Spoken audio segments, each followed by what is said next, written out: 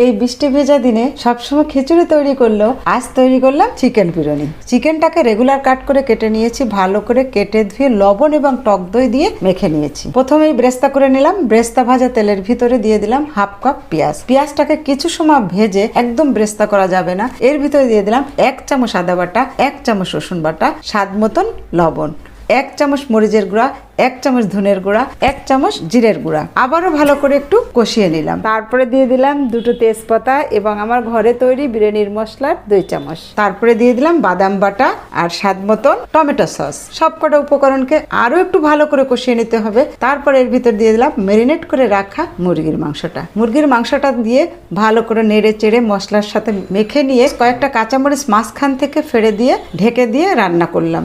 এই পানিতেই আমার রান্নাটা 80% হয়ে গেল। এর ভিতর আমি এখন দিয়ে দিলাম ধুয়ে রাখা 500 গ্রাম চাল। চালটাকে দিয়ে ভালো করে নেড়ে চেড়ে 4 কাপ